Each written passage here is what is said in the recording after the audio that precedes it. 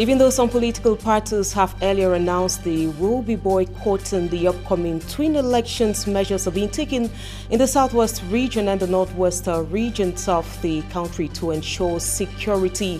And as the socio-political crisis escalates in the English-speaking regions of the country, more and more civil servants shy away from their job sites. These and more will comprise of today's newscast.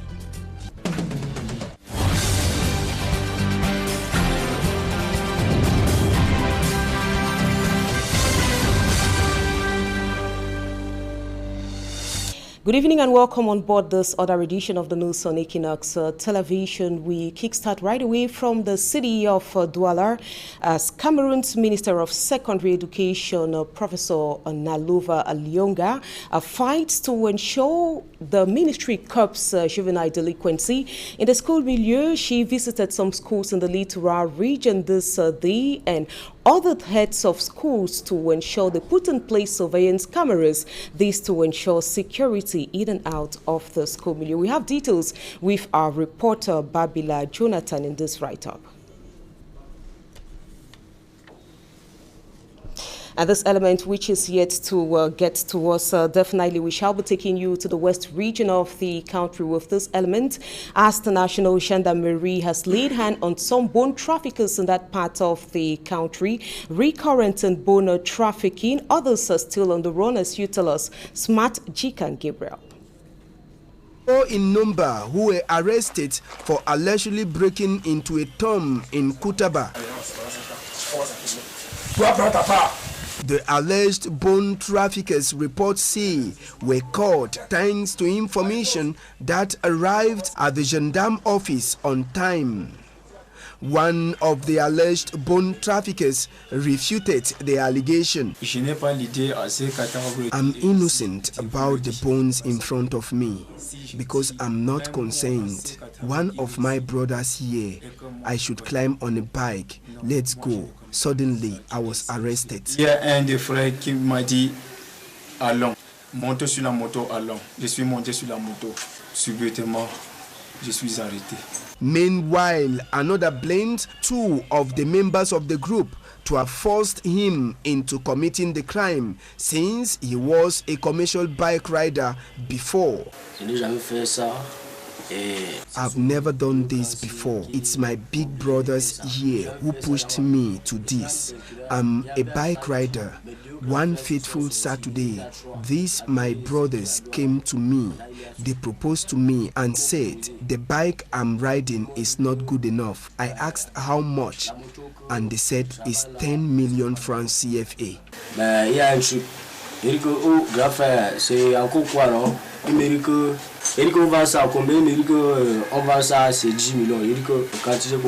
The bones that was collected from the four young men was that of a complete human being recently buried. The phenomenon of breaking into tombs in the West region isn't strange, and the security forces say they will continue to fight against the criminal act. The traffic of human bones is a criminal act like any other case. Talking about its growth, it's evolving, but our role is to fight against it. Yesterday was in Kutabo in Fumban. It's natural. Fortunately, we are able to arrest the perpetrators.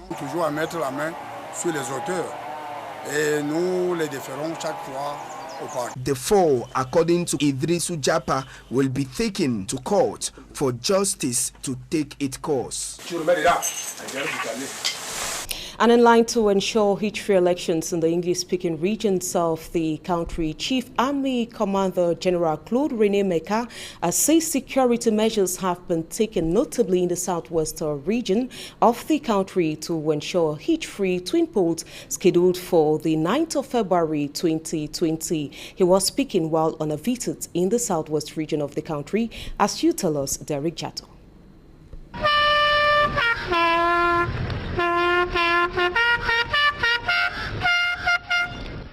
General René Claude Meka, Chief of Staff of the Cameroon Armed Forces, visited the Southwest region as the election clock ticked down to the D-Day, February 9, 2020. This close aide of President Paul Biya, the Commander-in-Chief of the Armed Forces, is coming to the region to be briefed on the modalities that have been put in place to implement his instructions. Vous savez, à mon niveau, je prescris les mesures qui doivent être prises dans le cadre des élections, parce qu'il y en a plusieurs, du 9 février 2020. Le but donc de mon déplacement était de venir voir si les mesures prescrites sont effectives.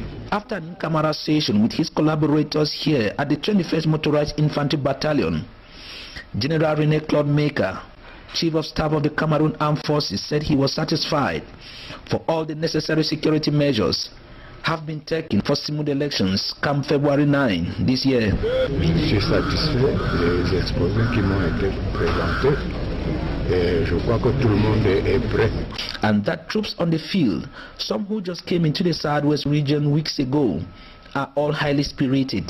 Tout ce que je peux vous dire, le moral est bon. This Southwest region has recorded the highest killings in its history. Many have died as a result of clashes between the separatists and the Cameroon army in what is today known as the Anglophone crisis. The separatist fighters, who have resisted for more than 3 years now, have again promised that they will come head on and puncture the elections in the Northwest and Southwest regions. Reason why security measures ahead of the elections are exceptional. Something else, stakeholders in the southwest region of the country see with ineffective decentralization process in the southwest and northwest regions of the country, or say in the English-speaking regions of the country, public investment budgets are henceforth fragilized. They were speaking recently in course of the official launch of the 2020 budget for this year in the southwest region.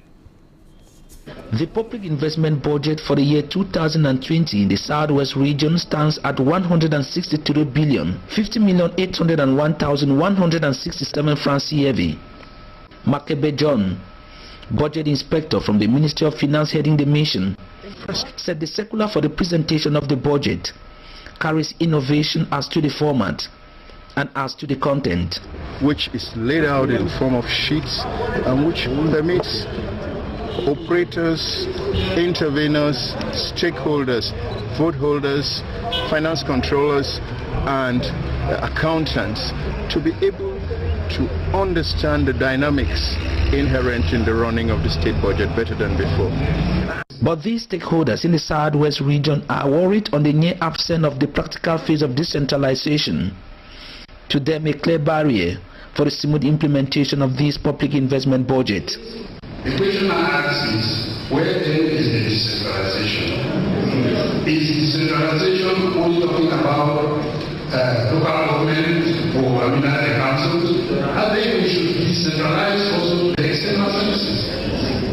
I want to take a case in point 2019, where, for instance, in Soweto, engagements like even salaries have to go back to the Ministry of Finance for the monthly salaries to be paid.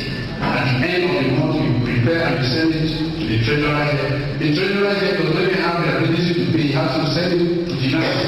Then somebody in finance will be the one who will give the go-ahead for that to be paid. Yeah, so I ask myself, why then will government take time, create an administrative public establishment, give them financial and managerial autonomy, and everything returns to their way. Then the war in the Anglophone regions, where contractors are shying away for the fear of the unknown. We have an experience where we lost contracts in April. There was no contractor who came. We started to move around with no contractors. We launched the one guy, no contractor came. The 2020 budget for the Southwest region has been increased, and with a lot of innovations. And away from that, we talk something else in this newscast. We stay in the southwest region of the country. We're back there as the socio-political crisis keeps escalating. Civil servants shy away from their respective posts of work. Our reporter, Immaculate Fogwe, says, with respect to this, the senior divisional officer of the Kupe Manenguba, we are in the southwest region of the country, Shamare Chakwi, says defaulters shall be punished. Her report. The escalating armed conflict in the northwest and southwest regions has led to the shutdown of schools in several localities. For some teachers and students who attempted to go to school, they were either kidnapped or beaten. It is against this backdrop that administrative authorities in the Kupe Manunguba division held a strategic meeting where they discussed better ways of boosting a massive turnout of teachers and students for the 2019-2020 academic year.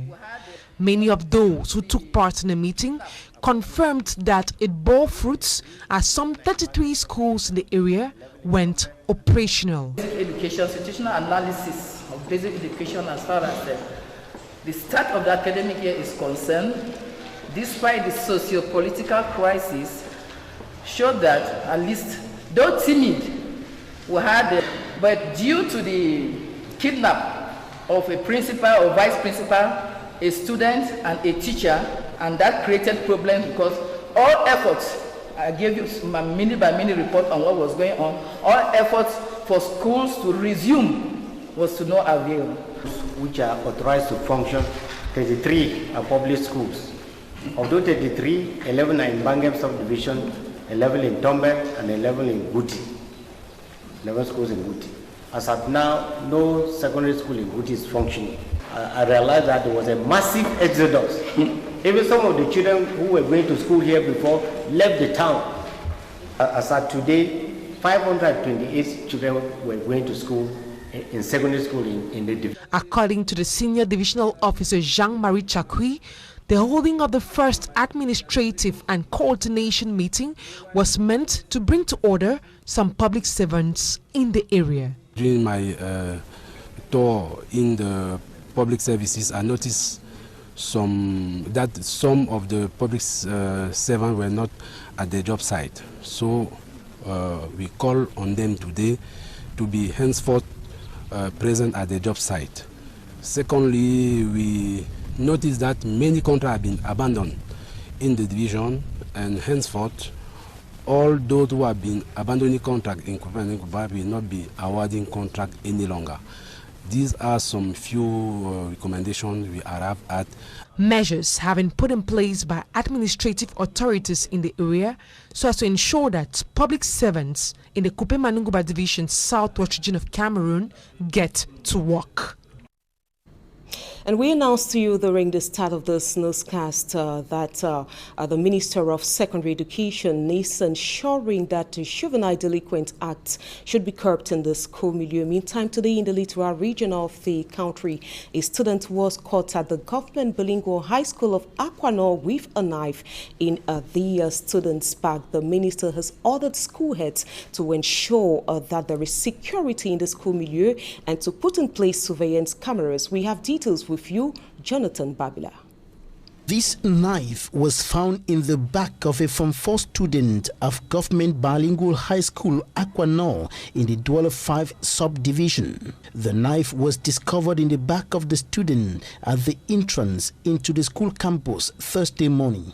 And from Government Bilingual High School in Colbison in Cameroon's political capital Yaoundé, where a student stabbed his teacher to death, Secondary Education Minister Professor Nalova Lyonga is in another school where knives are threatening the lives of teachers and students. Minister Nalova Lyonga is here to get first-hand information on these other keys of juvenile delinquency in the absence of the school's principal. The Secondary Education Minister and her collaborators are stepping up security measures in schools across the country in a bid to prevent the occurrence of tragic and deadly incidents in the school milieu. Knives, cutlasses, all those things are coming from where? They're coming from the homes. Some of the parents have abandoned the control of their children. The parents should not give up because the schools cannot take the place of the parents. So there is a problem. And the problem of security, the first thing is that there must be surveillance cameras.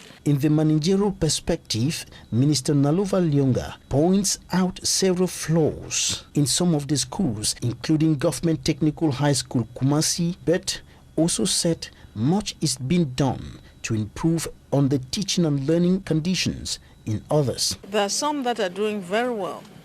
Bepanda is doing excellently well because we have a principal who is doing the right thing. She's doing everything, including surveillance. But the other schools have a problem of planning, especially when there are technical colleges. The case of Government Technical High School Kumasi in the Douala 1 subdivision is the bad example, so to speak. For instance, many of the machines in the workshops of the school have not been operational for several years. They had a problem of machines. Today the place is clean. It is clean, but where is the budget? What have you put aside for bringing in the repairs of the machines and the buying of new replacement of some of the machines? They have a workshop here which contains nothing but broken down machines. How does that serve people whom they're training? I think the problem is mostly budgeting, because they are budgeting as if they were a grammar school. Another poor example is Government Teachers Training College, Douala. The buildings in a bushy environment are dilapidated and dirty. Well, it has not been followed up. It was not really built to be a secondary teacher training college. It is just assumed this remote area because it was made vacant. It was not built as a teacher training. If you want to see the government teachers training, we go to Edea. Amid falling education and moral standards in Cameroon, Minister Nalova Lyonga continues what has been qualified as Operation Cleanse the Secondary School Milieu to Bafoussam in the west region of the country. And in this newscast, we go on to discover rights situated in the Nyong and Kili division of the central region of the country. Mesando is a locality which seems to be abandoned and lacks in terms of amenities and development. In course of a recent visit back there, the divisional officer of the area affirms the people have been abandoned. We have details with Innocent Aze. All 42 villages in Mesondo subdivision in the Nyong and Kili division of the central region are in dire need of basic social amenities, including pipe-borne water, stable electricity supply, hospitals, schools, and the tarred roads to facilitate movement of people as well as goods flexibly in all seasons. Nous attendons maintenant aussi avec satisfaction et espoir la décentralisation comme gage désormais. They desperately expect their new divisional officer to foster development of their villages through effective decentralization, which will improve their socio-economic welfare. Vous familiarisez également avec nos problèmes. After his 2-week tour, the divisional officer, discovering the limitations of the populations, hope for the cooperation of the locals for the development of their communities. L'arrondissement de Mesondo est l'un des poumons économiques du département du Nord. Et je pense que ces populations méritent mieux. He has also pledged to ensure littered garbage all over are collected and disposed. Les populations se sont laissées abandonnées par la saleté. He announces setting up of a commission in February to take charge of this. Cette commission sera constituée du service de l'hygiène et de la salubrité de la mairie. Banditry and consumption of hard drugs, he assures, will be taken care of. Également, j'ai décidé de m'attaquer au petit banditisme qui est en train de prendre cours. Also that youths should get responsible and invest in agriculture. This will enable them not to be idle and rely solely on the motorbike sector. Je pense que la meilleure manière de gagner leur vie, c'est en devenant mototaximan. Or, la terre n'a jamais trompé et la terre ne nous trompera jamais. That those who have not had the opportunity to work in offices should concentrate on agricultural activities which do not deceive for their welfare than engage in useless activities or moral decadence. Que de s'abandonner dans la drogue, dans l'alcoolisme et autres méfaits que vous connaissez. He begs the government to come to the aid of these denizens. That does it for national news. Up next, Talking Point.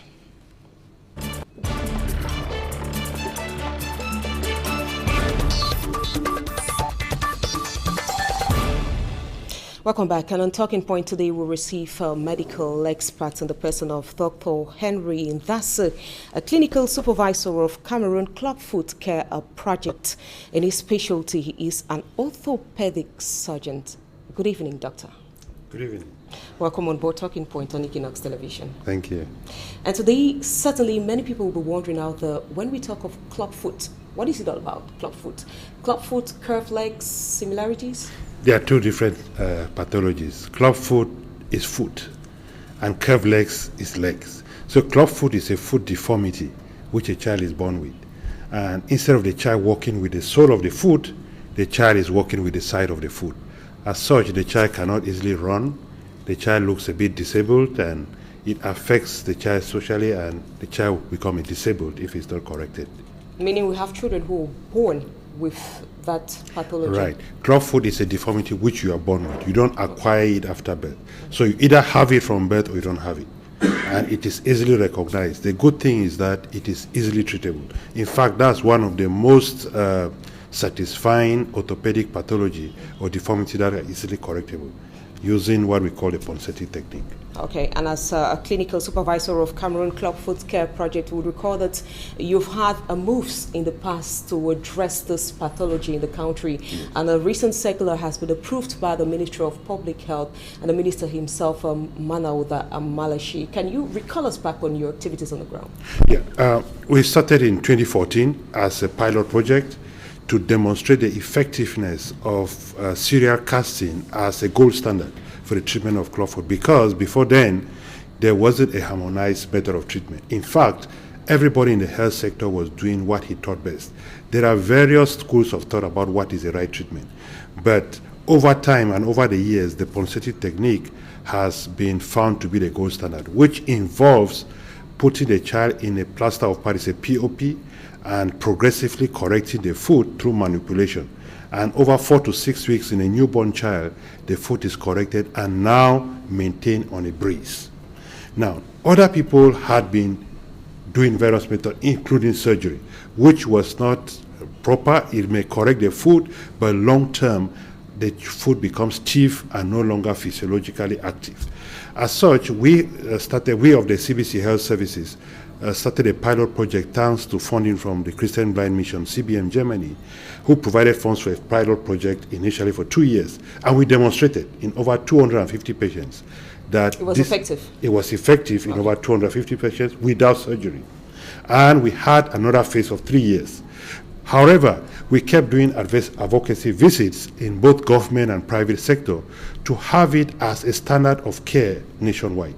That is what finally came with the minister's directive of 18 December, instructing or directing all hospitals nationwide to now treat that deformity using the Ponseti technique, which the CBC Health Services has been advocating over the years. Now, when we look at the statistics in Cameroon, yes, we could have out of 10 children, how many who suffer of that?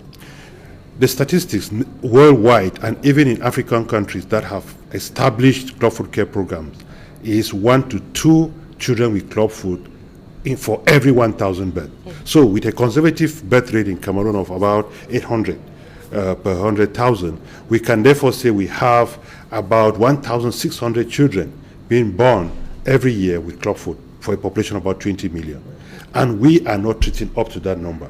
It therefore means we are unable to take care of incidents, and the prevalence keeps rising. So with this ministerial order, we think that it's a good step in the right direction, wherein we will be able, as a health community, to be able to identify all these children in time and all health facilities. Since even in the directive given by the minister, there will be reporting of these cases. So in the district level reporting, they will be reporting these cases. It's easy to identify them. We'll provide training to the midwives to easily identify these kids, refer them to appropriate facility for adequate treatment. In this way, we can contain incidents, while we then look at treating the prevalent cases that we have in our community. Now, listening you talk, we get to realize that in the past, Cameroon has faced difficulties in handling the situation. What are the main challenges which have been earmarked on the field?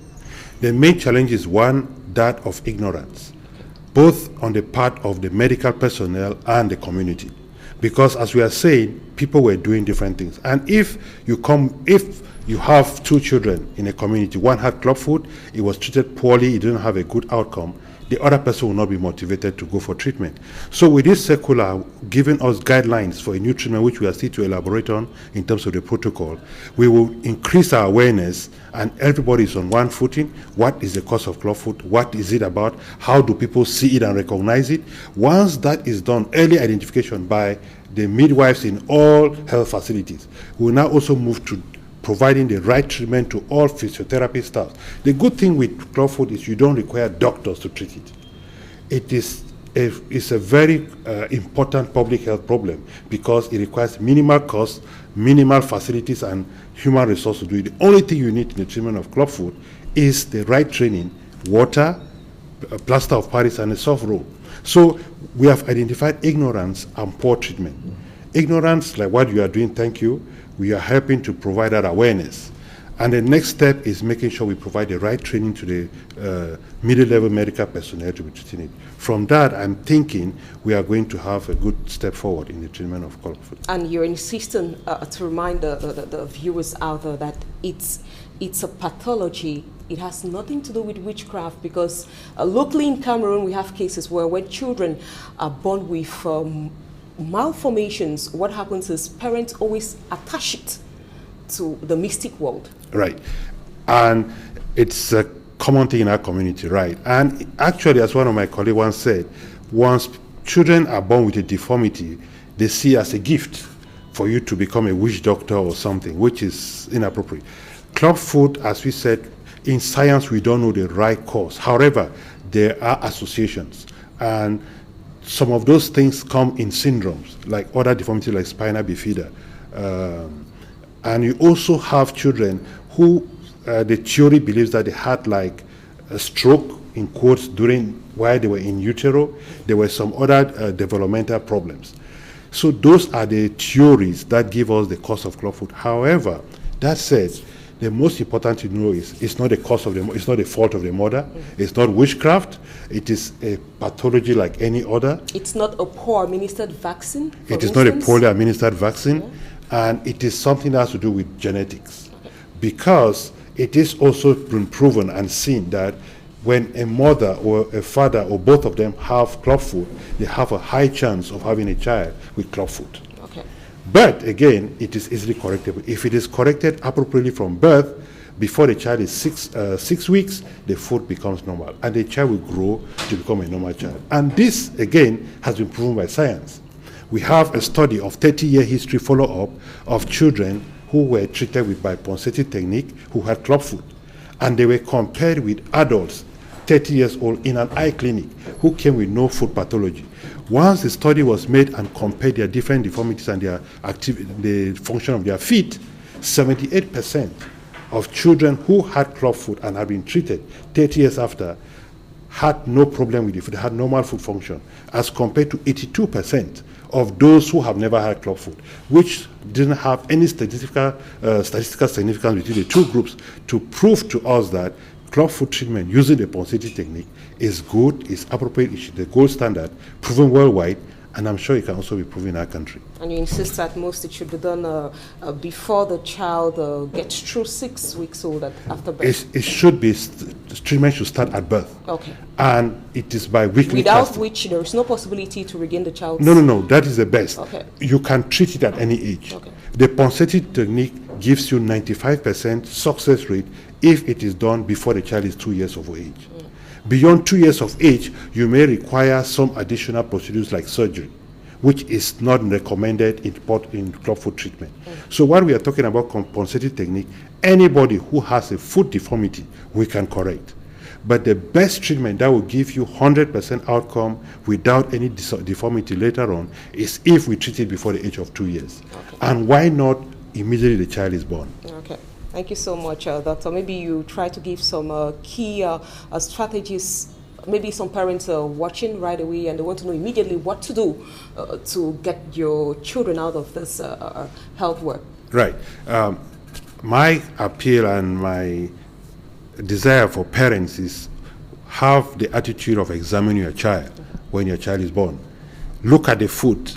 is the foot able to look flat, where for a baby that you want the toes to the plantar, the sole of the foot to be able to face you. If it is curved inwards, which most children's feet may look curved because of the position in the womb, if it is a bit resistant, you know there's a problem. And if you finally have a diagnosis of clubfoot, please present yourself to the nearest health facility. Never accept anyone to operate your child who has clubfoot. Clubfoot should be treated with POP, and the POP should be up to the groin, not knee level. Some people treat clubfoot using knee level, and it should be by weekly casting, and your child is going to be normal. And you see an advocacy has been signed with a collaboration between the Ministry of Public Health and you guys on the field with this project to handle clubfoot in Cameroon has been agreed. And in all medical centers in Cameroon, we now handle aspects like clubfoot. Right. It's a directive that all health facilities should treat clubfoot using Ponseti technique. Okay. That said, not all facilities, as at the moment, have the competence to do that. But the good thing is, in most of the regions, about seven regions of this country, we now have facilities which we support to treat clubfoot. Okay. In Littoral, for example, we have the Mbopi Baptist Hospital, we have Nilong District Hospital and Deido. We also have our facilities in the southwest. Okay. They also do it, the Baptist Hospital in Mutengene, the Presbyterian Health Services, the Presbyterian Hospital in Kumba, and in Nyasusa have been doing that, as well as Baptist Health Center in Kumba. Mm-hmm. And in the northwest, in Bingo is doing it, Banso Baptist Hospital is doing it. So we have hospitals spread nationwide. Okay. If anybody doesn't have contact to any of the hospitals, can contact the CBC Health Services, any of the Baptist hospitals, and they can direct you to other hospitals in your area. Thank you so much, Dr. Henry Dassi. We had you on Talking Point to talk health issues. You're the clinical supervisor of Cameroon Clubfoot Care Project, and you are an orthopedic surgeon. That's how we saw this other edition of the news. Thanks a lot for coming around. Maybe some other time we'll receive you. Sure, I'll be glad to come. And you tell our viewers we'll meet you tomorrow, same time, same vessel. Have a lovely evening.